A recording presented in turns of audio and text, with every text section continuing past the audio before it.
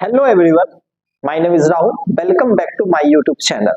Previous video में हमने सीखा था कि मैट्रिक्स होता क्या है, मैट्रिक्स होता क्या है। उसके बाद मैंने आपको समझाया था कि रो या कॉलम होता क्या है। रो अर्थात पंक्ति और स्तंभ स्तंभ अर्थात कॉलम होता क्या है। तो इस तरह के लाइन को, सोया हुआ लाइन को, क्षैतिज रेखा को हमने क्या बताया था, पंक्ति बताया था, और खड़ी रेखा को मैंने बताया था कि ये क्या है, स्तंभ को बताता है। ठीक है, अभी हम आपको समझाएंगे कि आव्यूह की कोटि अर्थात ऑर्डर ऑफ ए मैट्रिक्स होता क्या है। ध्यान देंगे, पंक्तियों की संख्या और स्तंभों की संख्या अर्थात ये जो सोया हुआ लाइन है, सोई हुई लाइन की संख्या और खड़ी लाइन की संख्या को ही हम कहते क्या है, आव्यूह की कोटि कहते हैं। तो परिभाषा के थ्रू इस बात को समझते हैं कि आखिर आव्यूह के कोटि ऑर्डर ऑफ ए मैट्रिक्स क्या होता है। तो लिखेंगे परिभाषा में कि पंक्तियों की संख्या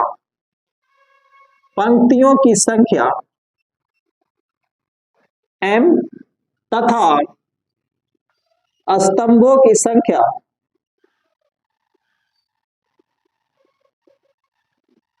n को आव्यूह की कोटि कहते हैं। आव्यूह की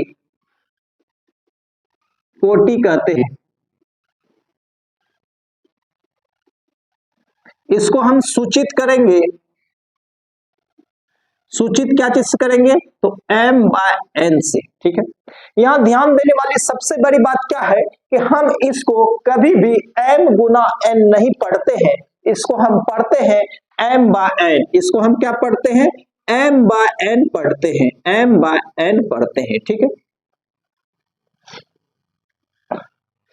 और जब हम m का गुना n से करेंगे तो हमको आव्यूह में उपस्थित अवयवों की संख्या प्राप्त होगी। अर्थात जब हम m का गुना n से करेंगे तो हमें अवयवों की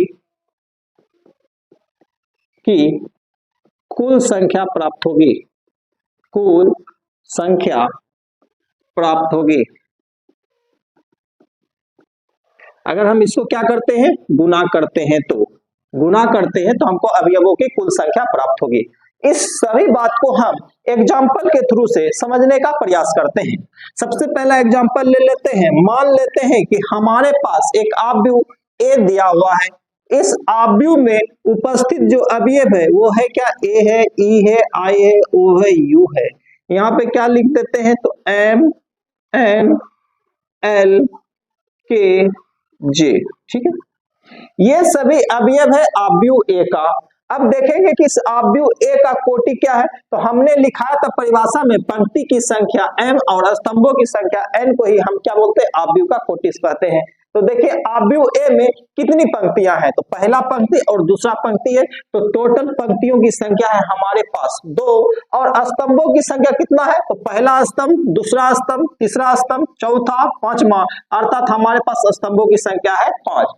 तो हम इसको क्या लिखेंगे, 2/5, अर्थात आव्यूह ए के कोटि जो है वो क्या है, 2/5 है। और जब हम इस 2 का गुना 5 से करेंगे तो हमारे पास रिजल्ट आएगा 10। ये 10 है क्या, ये 10 है आव्यूह ए में उपस्थित अवयवों की संख्या, एलिमेंट्स का नंबर है। तो देखेंगे 10 यहाँ है अवयवों की संख्या, जब हमने 2 का गुना 5 से किया तब। लेकिन यहाँ पे जब गिनेंगे तो वही सेम नंबर आएगा, 1 2 3 4 5 6 7 8 9 10। तो देखिए आव्यूह ए में टोटल अवयव है 10, और 2 से 5 में गुना किए तब पर भी आया है 10। अगले एग्जांपल के थ्रू से समझते हैं। एक आव्यूह ले लेते हैं जिसका नाम मैंने रखा बी आव्यूह। इस आव्यूह बी में जो उपस्थित अवयव है लिख देते हैं 1 2 3 4 5 6। और ध्यान देंगे जो ये आव्यूह है, अगर यहाँ हम लिख देते हैं एक्स वाई जेड, तो बताइए इस आव्यूह में कुल कितनी पंक्तियां हैं। तो इसमें पंक्तियों की संख्या है, पहला पंक्ति, दूसरा पंक्ति, तीसरा पंक्ति। तो हमारे पास 3 पंक्ति है, हमारे पास 3 पंक्ति है। और स्तंभों की संख्या गिनेंगे तो 1 2 3, तो हमारे पास 3 स्तंभ है। चूंकि कोटि को हम सूचित करते हैं m/n से, इसलिए हम आव्यूह बी का जो कोटि आएगा वो क्या आएगा, 3/3 आएगा। जब हम इस 3 का गुना 3 से करेंगे तो रिजल्ट हमको आने वाला है 9, और ये 9 क्या है, आव्यूह बी में उपस्थित कुल अवयवों की संख्या को बताता है। इसी तरह से एक और एग्जांपल ले लेते हैं। मान लेते हैं कि एक आव्यूह है जिसका नाम क्या है, सी आव्यूह है। सी आव्यूह क्या है, तो हम क्या करेंगे, इसका कुछ ना कुछ अवयव ले लेंगे। ले लेते हैं अवयव, क्या ले लें, 9 है, 8 है, 7 है, 6 है, 5 है, 4 है, 3 है, 2 है, 1 है, 1 है, 0 है, 3 है। अब ध्यान देंगे कि आव्यूह सी में अवयवों की जो संख्या है वो टोटल है कितना, तो यहाँ पे टोटल दिख रहा है 4 4 4 12 है। लेकिन हमको पहले बताना है कि आव्यूह का कोटि क्या है। तो आव्यूह देखिए, तो इसमें आव्यूह का कोटि कहेंगे किसको, पंक्ति की संख्या। तो कितना पंक्ति है, पहला, दूसरा, तीसरा, तो 3 पंक्ति है। स्तंभ कितना है, 1 2 3 4, तो टोटल स्तंभ में 4। और मैंने अभी तुरंत गिन के बताया था कि 12 क्या है, अवयवों की संख्या है। तो इसी तरह से जब 3 का गुना हम 4 से करेंगे तो ये 12 आएगा। 12 क्या बताएगा, आव्यूह सी में उपस्थित अवयवों की संख्या को बताएगा। ठीक है, अब हम अगले कुछ टॉपिक पे बढ़ते हैं और उस टॉपिक के थ्रू एक क्वेश्चन आपको हम देते हैं। लिख रहे हैं कि m/n कोटि के आव्यूह की रचना करें। आव्यूह की रचना करें जिनके अवयव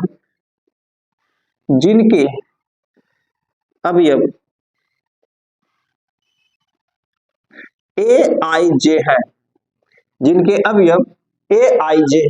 तो हम क्या करेंगे, इस प्रकार का आव्यूह की रचना करेंगे जिसमें पंक्तियों की संख्या m होगी और स्तंभों की संख्या n होगी। तो मान लेते उस आव्यूह का नाम है a और उसमें पंक्ति की संख्या होना कितना चाहिए, m पंक्ति होना चाहिए। तो पहला पंक्ति, दूसरा पंक्ति, तीसरा पंक्ति, डॉट डॉट डॉट पंक्ति संख्या, अंतिमा पंक्ति क्या है, तो m है, तो mवा पंक्ति। ठीक है, उसी तरह से कॉलम की संख्या क्या ले लेंगे, तो पहला कॉलम, दूसरा कॉलम, तीसरा कॉलम, डॉट डॉट डॉट nवा कॉलम। ठीक है, क्योंकि कॉलम की जो अंतिमा संख्या है, स्तंभ की जो अंतिम संख्या वो क्या है, n है।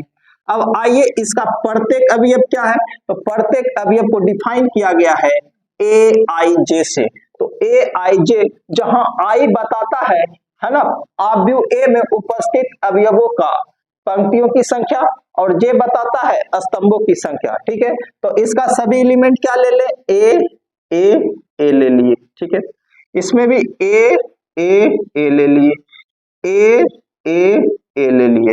आगे बढ़ते हैं, dot dot dot a, dot dot dot a, dot dot dot a।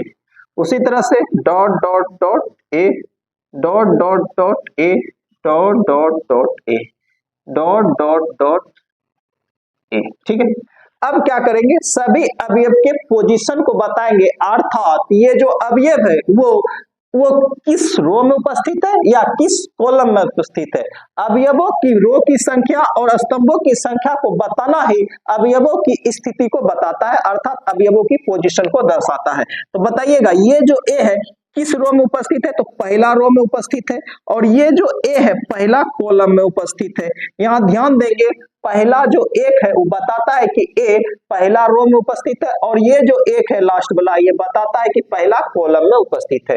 यहाँ ध्यान देंगे, फिर देखेंगे ये जो ए है पहला रो में उपस्थित है और यही ए दूसरा कॉलम में उपस्थित है।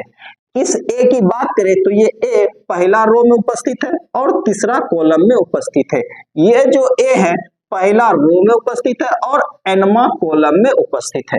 इस ए की बात करें तो ये ए दूसरा रो में और पहला कॉलम में उपस्थित है। इस ए की बात करें तो ये ए दूसरा रो और दूसरा कॉलम में उपस्थित है। इस ए की बात करें तो ये ए दूसरा रो और तीसरा कॉलम में उपस्थित है। इस ए की बात करें तो ये दूसरा रो और nवा कॉलम में उपस्थित है।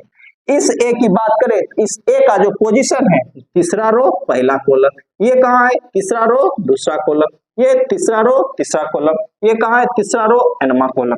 इस ए की बात करें तो mवा रो पहला कॉलम, mवा रो दूसरा कॉलम, mवा रो तीसरा कॉलम, और ये कहाँ उपस्थित है, mवा रो nवा कॉलम। अब इस आव्यूह ए की कोटि की बात करते हैं तो इसका कोटि क्या होगा, m/n होगा। होगा कि नहीं होगा, क्योंकि इसी की तो रचना करना है। तो यहाँ पे m/n हमको बताता है, क्या बताता है, ऑर्डर ऑफ ए मैट्रिक्स को, आव्यूह की कोटि को, जबकि ma/n हमको बताता है पोजीशन ऑफ एलिमेंट को, पोजीशन ऑफ एलिमेंट को। ठीक है, नेक्स्ट वीडियो में हम समझने का प्रयास करेंगे कि आव्यूह का टाइप्स क्या होता है, आव्यूह के प्रकार को समझेंगे। Thank you.